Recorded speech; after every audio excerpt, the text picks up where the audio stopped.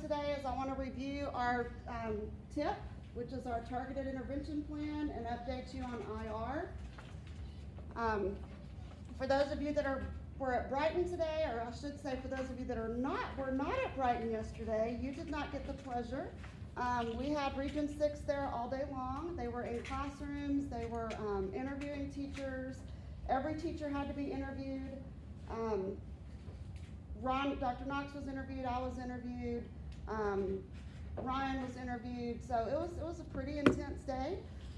And then we're gonna get some feedback, hopefully in a couple of weeks, 2 to 3 weeks, we should get some feedback.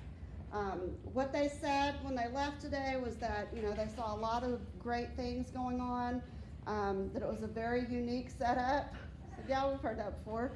But that, they were curious and interested in what we're doing because it's so different than anything else they've ever seen. I'm like, yes, it is. So I think it will all be very good. It's just it was a little stressful today, to say the least. It was a little stressful. So first thing I'm going to do is update you on our TIP program. I know that 3rd, 4th, and 5th grade teachers have seen this. Well, I guess we'll do the district improvement plan first because that's what's up.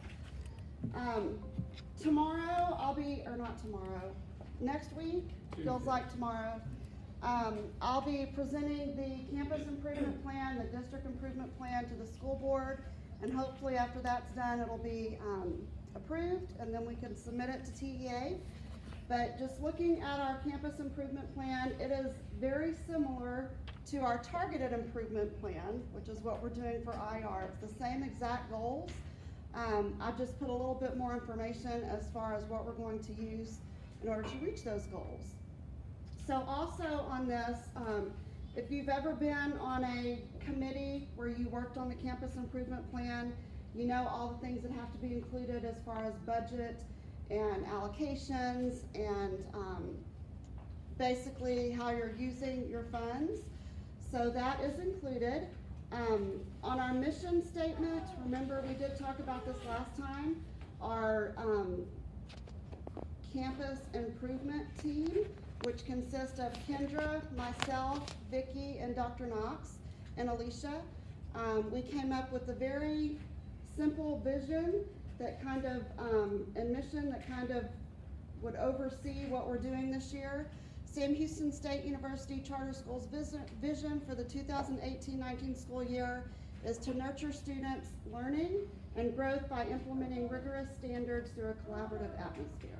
So that's what we do every day. Okay. The individuals that were on the committee that created the campus improvement plan was myself, Miss Tammy, Mary Elizabeth, Emily, who is a parent from Cypress Trails, and Danette, who is a parent from Brighton, and then Brittany was also on the committee. And we conducted a comprehensive needs assessment at that meeting where we looked at our state accountability, we looked at our STAR scores, we looked at our current enrollment and what our different demographics look like at our different campuses. We talked about student attendance data, benchmark testing data. I'm sorry, Alicia. It's okay.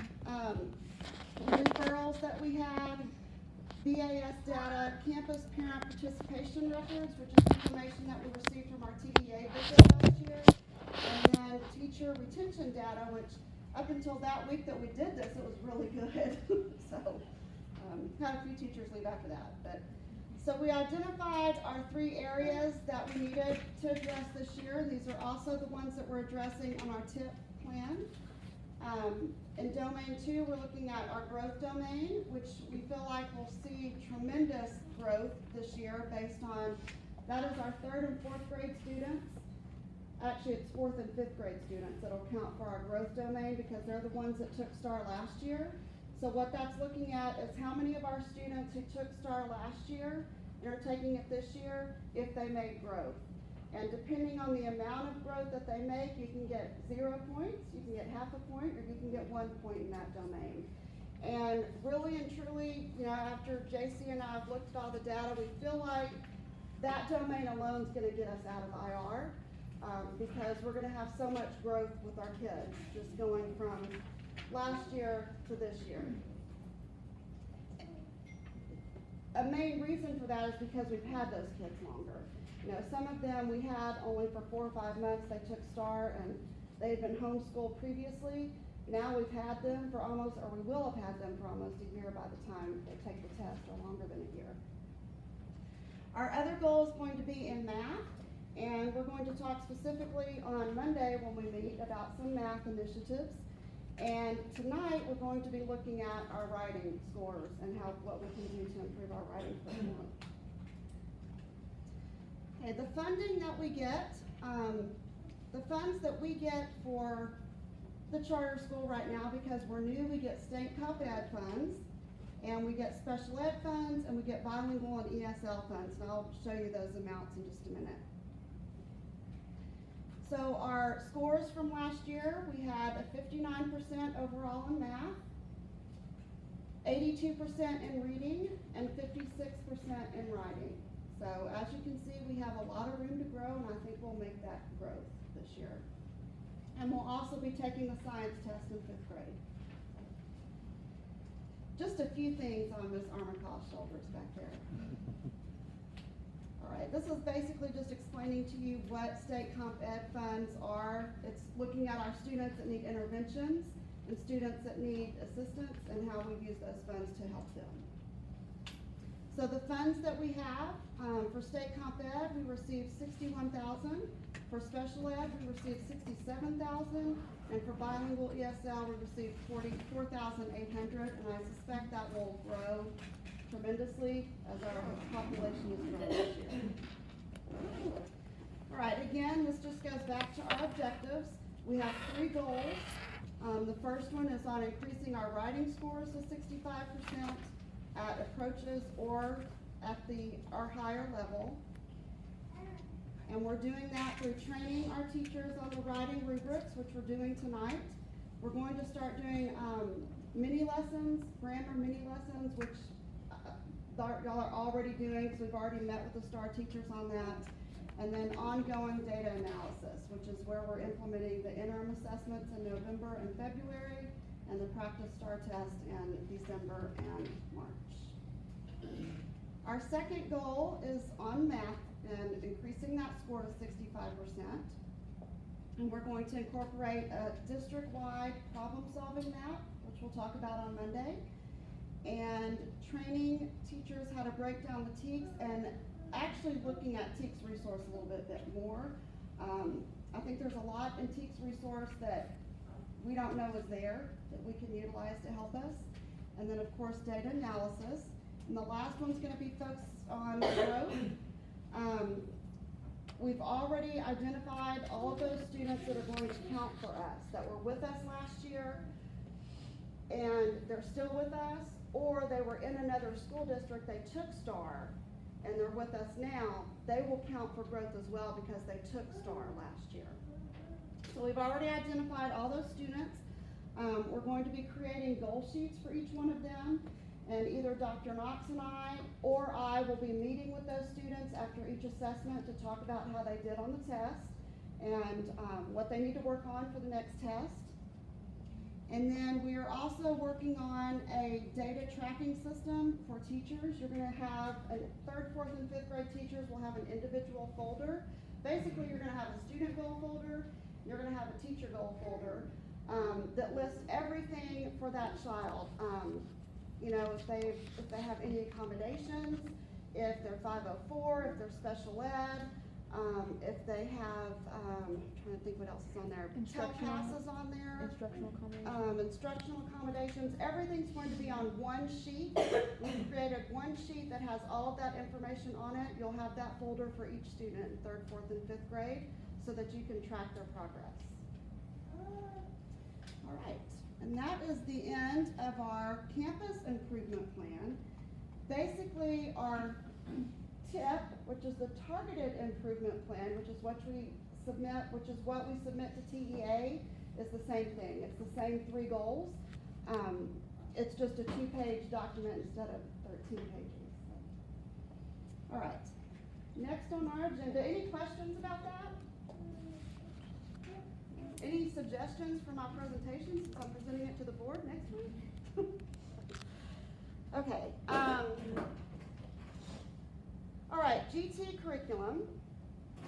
I have lists for you of all of our GT students and all of our ESL students. Now this does say confidential at the top, so please make sure you keep it in a safe place, that it's not anywhere where parents can see it. But we wanted you to make sure you had at your fingertips so that you know who your ESL kids are and who your GT kids are. That was one of the things that they talked about today with the Region 6 group, was being able to identify and talk about what we're doing specifically for our ESL kids and specifically for our GT kids. It's different from what we're doing for the rest of our students. So make sure I get the extras of this, and make sure you keep this confidential.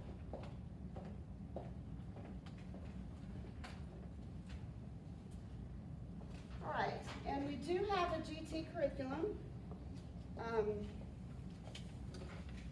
The front page is not on here because it's from somewhere else, but we're not going to say where it's from because it's a very good curriculum. It talks about different things that you can do each 9 weeks with your GT kids. And then I also have some additional resources of independent research projects that you can do with your GT kids. You need to be able to speak to this. If we do have someone from TEA come, for our IR visits or Region 6, you need to be able to speak to what you're doing for your for your GT kids. So I have one copy of this curriculum for each lead teacher, and then I will have the workbook, not the workbooks, but the other resources that you can look at, and you can kind of share them with the independent projects in there, okay? So one for each lead teacher. Any questions on GT or your list of students? Yes, you get one, Carolyn, you sure do.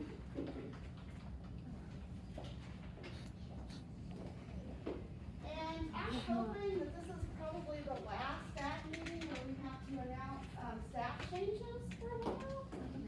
But we have had a staff change at Precious Moments. We now have one class at Precious Moments, and that's a K1 blend. And our teacher is Miss Carolyn. She's doing a great job over there. You know, a lot of y'all don't realize, but she does not have a para right now. She is basically on her own, kind of like Carly was last year, on her own island. So, any support that you want to send her way, I'm sure she would love any lesson plans or if you do any PBLs, that she would love for you to share those with her. They can share their pairs too. Well, we're working on that. We're working on that. All right. So with that, I gave you the GT list and the ESL list. Okay, make sure you have both of them. Just a reminder, and I've sent out several emails, but just to make sure everyone's aware, on Monday the 15th, we will have staff development on math and TEKS resource. We will be here, 4:30 to 6:30, Monday the 15th. On the 17th, it's for 2nd, 3rd, and 4th and 5th grade teachers, and it will be at Brighton, and it's over growth domains in the accountability system, and JC will be leading us through that. Okay, any questions on those 2 dates? No? Okay. Multi-level grouping, I witnessed it at Brighton yesterday. I'm sure it's starting to, have y'all started yet, Katie? Yes? Okay. I know Cypress Trails is getting there. They have a plan in place. It's just a little rocky over there right now, but I know that they have a plan and they're ready to start when things one day settle down a little bit. Very soon. I wanted to remind you, and I know that this really isn't an issue at Greengate or Precious Moments, but we're very grateful for our PTO volunteers. You know, they do great things for us, but they are not teachers and they are not staff members. PTO mothers cannot be held responsible for taking care of a student, whether that student is sick, whether that student is a behavior problem, it doesn't matter. They are not Sam Houston State University staff. They're not babysitters. They do not take care of our children. We are Sam Houston staff, we take care of our students. Any questions about that, let me know. Let's see. I think everyone has received the information on Blue Week of how we're not going to have Blue Weeks anymore. So what I need from you, our students will have a 3-week break. I would like for you to share with me that week that we are all together, when we don't have students, what you would like that to look like, okay? We can have PD, we can have parent conferences, we can have, we can have curriculum planning. You know, there's many things that we could do with that week.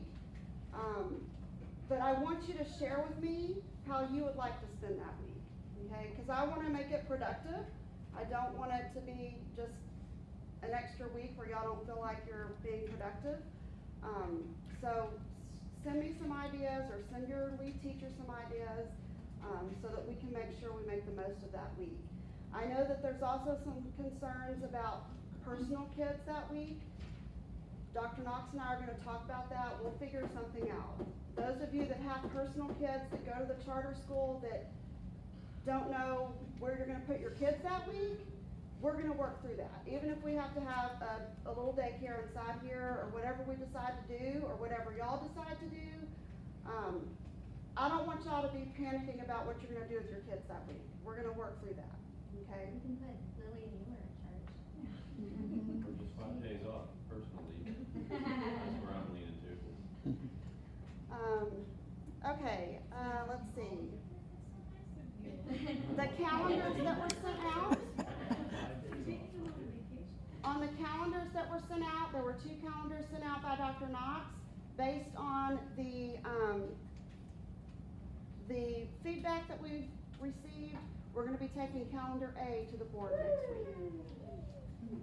Okay? Let's see. Next staff meeting, November 8th, not next week, but our next full staff meeting on November 8th. Please wear your orange shirts. We're gonna finally do our staff picture. So, and I'll remind you before then, but please on November 8th, plan to wear your orange shirt so we can finally have a staff picture, and hopefully there's no more staff changes after that either. So, let's see. I think that's all I have. Dr. Knox, can you come talk about RTI for a little bit?